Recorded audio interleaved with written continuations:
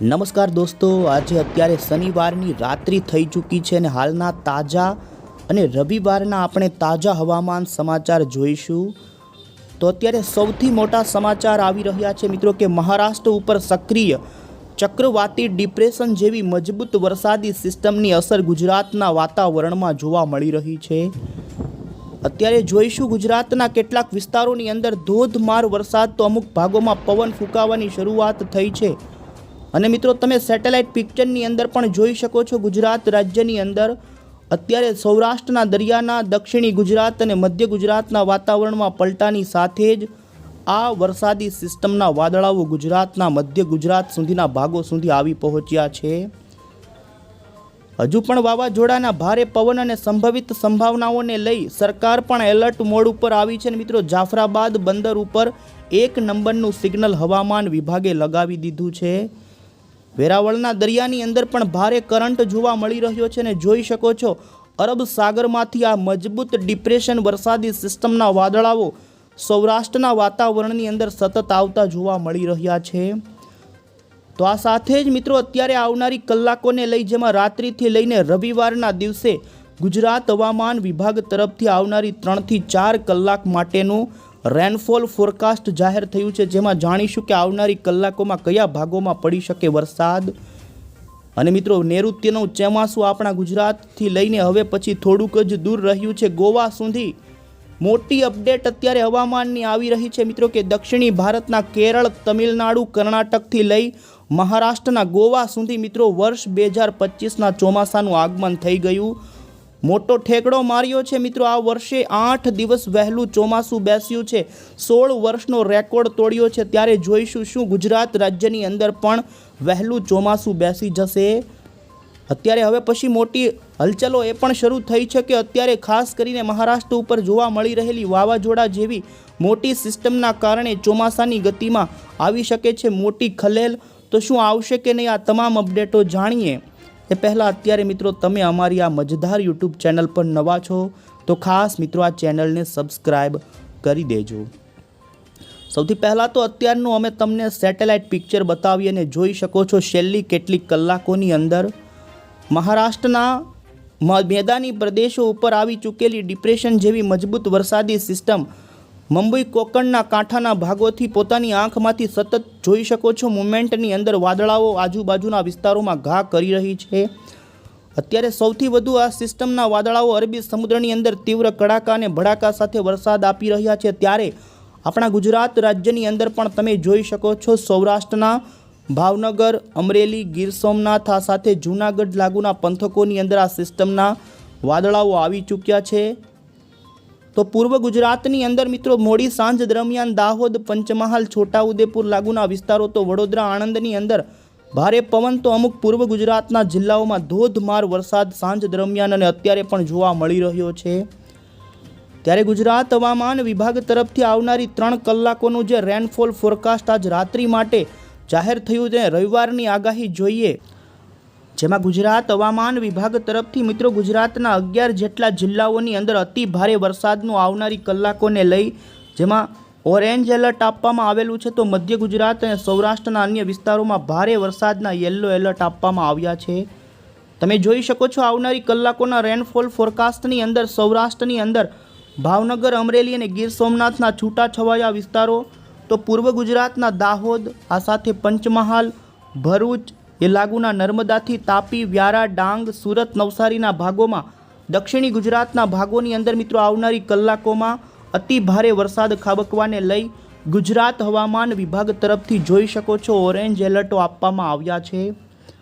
તો મધ્ય ગુજરાતના વાતાવરણમાં આજે સારો પલટો જોવા મળી રહ્યો છે. ત્યારે અમદાવાદ, ખેડા, આણંદ આ સાથે જ તમે જોઈ શકો છો અન્ય મહીસાગર, અરવલ્લીના વિસ્તારોથી લઈ આણંદ સુધીના પંથકોની અંદર, તો સૌરાષ્ટ્રની અંદર પણ જૂનાગઢ, રાજકોટ, બોટાદના વિસ્તારોમાં ભારે વરસાદનું યલો એલર્ટ આવનારી કલાકોને લઈ ભારતીય હવામાન વિભાગે આપ્યું છે.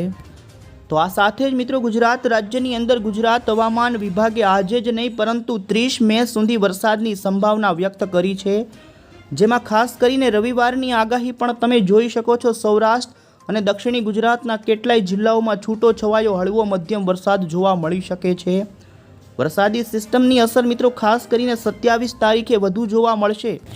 હવામાન વિભાગની આગાહી અનુસાર મિત્રો 27 અને 28મી મેના દિવસે ગુજરાતના દક્ષિણી ગુજરાતના ભાગોમાં ભારે વરસાદ નોંધાઈ શકે।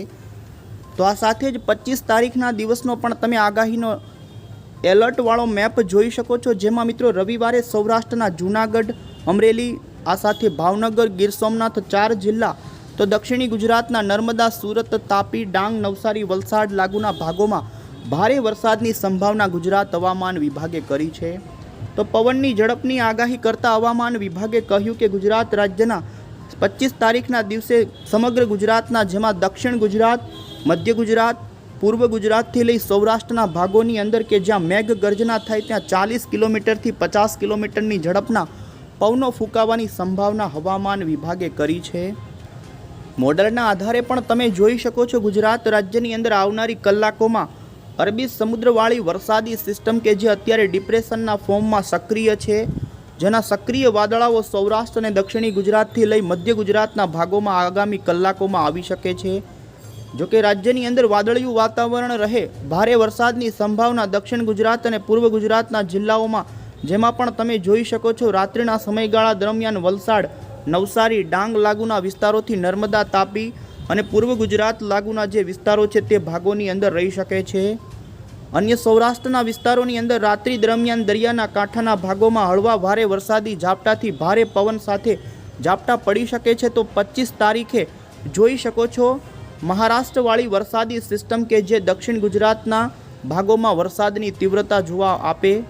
સૌરાષ્ટ્રની અંદર ખાસ કરીને મિત્રો ગીર સોમનાથ, અમરેલી અને ભાવનગરના કાંઠાના ભાગોમાં પવન ફૂંકાવાની સાથે વરસાદ ગતિવિધિ 25 તારીખે જોવા મળી શકે। બાકી 26 તારીખથી ફરી ગુજરાત રાજ્યના દક્ષિણી ગુજરાત, મધ્ય ગુજરાત અને સૌરાષ્ટ્રના ભાગોમાં વરસાદના તીવ્રતાની સાથે વિસ્તારો વધી શકે છે। 26 તારીખે ભારે વરસાદ દક્ષિણ ગુજરાતમાં, 27 તારીખે જોઈ શકો છો ભારે વરસાદ તો સૌરાષ્ટ્રના પણ ભાવનગર, અમરેલી, બોટાદથી લઈ મધ્ય ગુજરાતના ભાગોમાં, છૂટાછવાયા ભાગોમાં મિત્રો 26 તારીખથી લઈ અને 28મી તારીખ વચ્ચે ભારે વરસાદની સંભાવના જોવા મળી રહી છે। આમ ગુજરાત રાજ્યની અંદર મિત્રો આ મહિનાના અંતિમ દિવસો સુધી વરસાદની ગતિવિધિ ચાલે, કારણ કે અત્યારે મિત્રો મહારાષ્ટ્રના જે દક્ષિણીય કોકણના ભાગોને પાર કરી રત્નાગિરી લાગુના વિસ્તારોમાં જે ડિપ્રેશન જેવી સિસ્ટમ ત્રાટકી છે, આ સિસ્ટમ મિત્રો ભારતીય હવામાન વિભાગે છેલ્લી કેટલીક કલાકોથી તમે જોઈ શકો છો 17 ડિગ્રી નોર્થ અક્ષાંશ ઉપર આ સિસ્ટમનું લોકેશન જોવા મળી રહ્યું છે। હજુ આ સિસ્ટમ ડિપ્રેશનની કેટેગરીમાં છે અને ભારતીય હવામાન વિભાગનું કહેવું છે કે હજુ આવનારી કલાકોમાં તે થોડી કલાકો સુધી આ મજબૂત રહી શકે છે। છેલ્લી કેટલીક કલાકો, જેમાં છેલ્લી 6 કલાકથી મિત્રો આ સિસ્ટમે 5 કિલોમીટર જેટલું અંતર ખાસ કરીને રત્નાગિરીના કાંઠાના ભાગોથી પૂર્વ મહારાષ્ટ્ર એટલે કે મધ્ય મહારાષ્ટ્ર તરફ આગળ ખસી છે અને આ જ ડિપ્રેશન જેવી ચક્રવાતી પરિભ્રમણના કારણે દક્ષિણી ગુજરાત, કર્ણાટક, મહારાષ્ટ્રથી લઈ ગોવા, કોંકણના ભાગોની અંદર ભારે વાદળાઓની ગતિવિધિ અને પવનો ફૂંકાવાની સંભાવનાઓ રહી શકે છે। તમે જોઈ શકો છો હવામાન વિભાગનું કહેવું છે કે આવનારી 24 કલાકની અંદર આ સિસ્ટમ અત્યારે લેન્ડફોલ થઈ ચૂકી છે અને ધીમે ધીમે પૂર્વ દિશા તરફ આગળ વધી રહી છે ને જે ખાસ કરીને હવે પછી નબળી પડશે અને 24 કલાકની અંદર તે વેલ માર્ક લો પ્રેશરમાં પરિવર્તિત થઈ જશે। અને અત્યારે ભારતીય હવામાન વિભાગે આ સિસ્ટમનું લોકેશન દરિયાના કાંઠાથી અંદર હવે મેદાની પ્રદેશો ઉપર આવી ચૂકી તેવું બતાવવામાં આવ્યું છે। અને વધુમાં તમે મિત્રો માછીમારો માટેનો ગુજરાતના દરિયાના કાંઠાના વિસ્તારો માટેનો જે એલર્ટવાળો મેપ છે તે પણ જોઈ શકો। મિત્રો ગુજરાત ઉપરથી વાવાઝોડાનું સંકટ હવે ટળી ચૂક્યું છે, તેમ છતાં પણ હજુ દક્ષિણી ગુજરાતના કાંઠાના ભાગોમાં આવનારી કલાકો નવસારી, વલસાડના ભાગોમાં અમુક વિસ્તારોની અંદર 35 થી 55 કિલોમીટર સુધીના જોટાના પવનો જોવા મળી શકે। બાકી મહારાષ્ટ્રના ભાગોની અંદર આ સિસ્ટમ હવે પછી વધારે પડતું જોર બતાવશે અને હવે આ ડિપ્રેશન જે વેલમાર્ક લો પ્રેશરમાં નબળું પડી અને ધીમે ધીમે મહારાષ્ટ્ર ઉપર મિત્રો આવનારા દિવસોમાં સક્રિય રહેશે ને જેના કારણે ગુજરાતના દક્ષિણ ગુજરાત, પૂર્વ ગુજરાત અને સૌરાષ્ટ્રના ભાગોમાં 28મી મે સુધી વરસાદની ગતિવિધિ જોવા મળી શકે છે। અને અત્યારની સૌથી મોટી અપડેટ છે મિત્રો કે આજે 24મી મેના દિવસે 2025ના નૈઋત્યના ચોમાસાનું આગમન આપણા ભારતના કેરળ, કર્ણાટક, તમિલનાડુથી ગોવા સુધી આ ચોમાસું પહોંચી ચૂક્યું છે। મિત્રો અત્યારે બની અરબી સમુદ્રની વરસાદી સિસ્ટમના કારણે અત્યારે જોવા મળી રહ્યું છે કે ચોમાસાની પેટર્ન જે અત્યારે ખૂબ જ ઝડપથી ચોમાસું આગળ વધ્યું છે તે બદલી શકે છે અને ગુજરાત રાજ્યની અંદર આ ચોમાસું મિત્રો મોન્સૂન બ્રેક લે તેવી સંભાવનાઓ ઊભી થઈ રહી છે. આથી ગુજરાત રાજ્યની અંદર ચોમાસું ક્યારે બેસશે તે તારીખ નક્કી કહેવું ખૂબ મુશ્કેલ છે અને ગુજરાત રાજ્યની અંદર નવો વરસાદી રાઉન્ડ ક્યારે આવશે તે પણ જોવાનું રહેશે.